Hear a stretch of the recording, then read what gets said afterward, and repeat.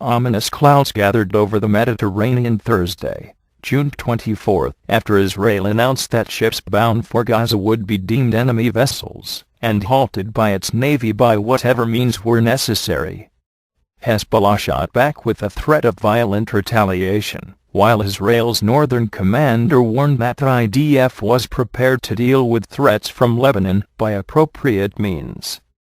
With 2 ships, 1 Lebanese and 1 Iranian, already at sea, the Lebanese Prime Minister Saad Hariri was reported by DEBKAfile's intelligence sources as coupling his public support for the sea campaign to break Israel's blockade of Gaza with a quiet bid to stall it.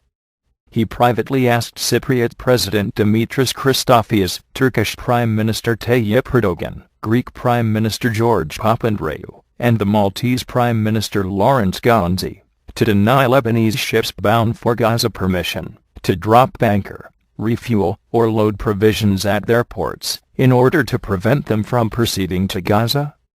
Hariri explained that he feared the flotilla campaign to break the Israeli blockade would precipitate a new Middle East war. Last week, the freighter Julia, docked at the North Lebanese port of Tripoli, was denied permission to head to Gaza port. Refusing to be put off, the activists decided to sail first to Cyprus and then head for Gaza.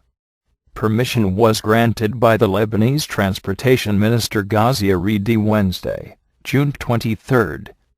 On Thursday, June 24, Israel repeated its warning that ships trying to breach its blockade against the Gaza Strip would be deemed enemy vessels.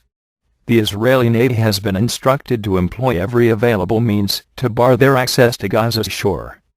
Israeli Northern Command General Gadi Eisenkot said, "The Lebanese side is issuing threats against Israel, and we are confident that the Israeli army is preparing to confront these threats in an appropriate manner." He was referring to Hezbollah's announcement, "We will not stand by idly if Israel attacks ships bound for Gaza." Detainees taken into Israeli custody aboard those vessels will be deemed prisoners of war, who must be released.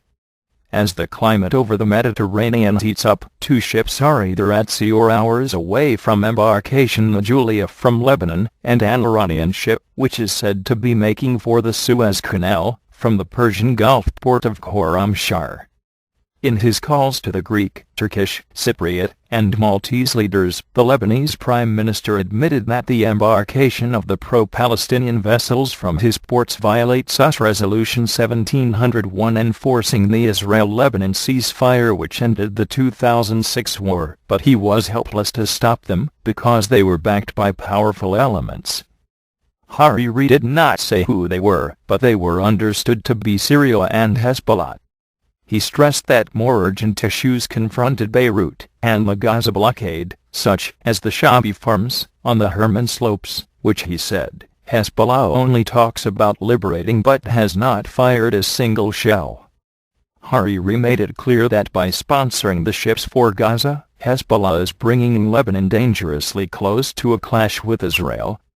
Unlike the May 31 episode, when the activists who resisted Israel's raid of a Turkish ship to prevent it from reaching Gaza were unknown quantities, this time, on Thursday, Israeli intelligence sources released the identities of the ship's owners and the organizations mounting the expeditions.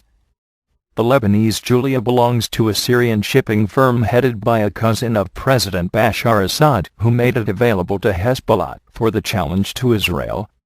The Lebanese flotilla effort is funded by a Palestinian by the name of Yasser Kaslak, who, posing as a wealthy businessman, serves as Tehran's secret channel for remitting funds to Hezbollah and Palestinian terrorist organizations, including Hamas.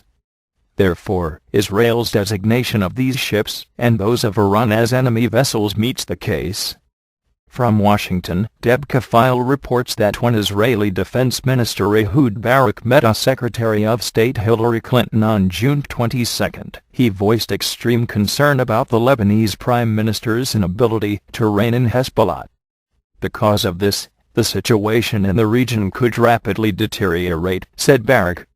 Right after the meeting, The US issued a statement about the aid flotillas saying, "Direct delivery by sea is neither appropriate nor responsible and certainly not effective under the circumstances.